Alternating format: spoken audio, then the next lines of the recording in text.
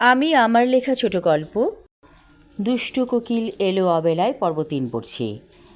সেদিন বাসায় ফিরতে ফিরতে রাত হয়ে গেল। মৌমিতা বলল, তুমি তো এত রাত করে বাড়ি আসো না, কী হয়েছিল?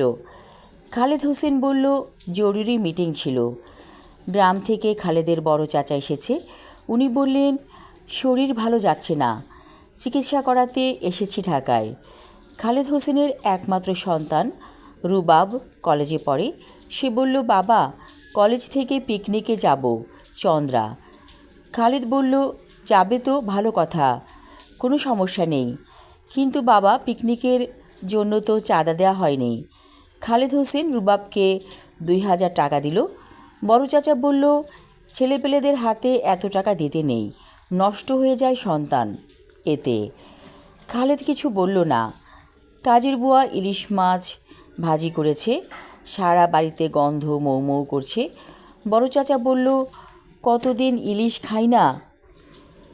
খেতে বসে অনেক কথা হলো। মৌমিতা আজ যেন খুব খুশি। খালেদ বলল, মৌমিতা, কোনো সুখবর আছে নাকি? মৌমিতা বলল, যে প্রমোশনটা আটকে ছিল মনে হচ্ছে সেটা হয়ে যাবে। খালেদ বলল, তাহলে তো খুব ভালো খবর বলা চলে। পরদিন অফিসে বসে খালেদ হোসেন রিমঝিমের লেখা গল্পটা বের করল। একটু পড়ে দেখতে হবে, তারপর না হয় ছাপানো যাবে। গল্পের নাম ভূতের বাসন। কী অদ্ভুত নাম! প্লেট কথার অর্থ বাসন লিখেছে রিমঝিম। গল্পটা যতই পড়ছে ততই মুগ্ধ হচ্ছে খালেদ। মনে হচ্ছে গা ছমছম করা ভূতের গল্প। পিয়নকে বলল খালেদ কড়া করে চা দিতে, সঙ্গে বিস্কিট। পিয়নও খুশি হলো অর্ডার পেয়ে, কারণ এই সুযোগে সেও চা বিস্কিট খাবে। রিমঝিম লিখেছে, একদিন চাঁদনি রাতে ঘুম আসছিল না, তখন ও থাকে গ্রামে। মাঝরাতে চলে গেল পুকুর পাড়ে।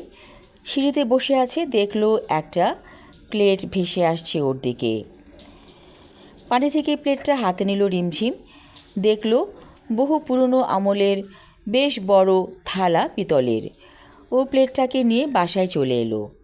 গভীর রাতে কে যেন ওর কানে কানে ফিসফিস করে বলল, আমার ভাতের বাসন দিয়ে দে।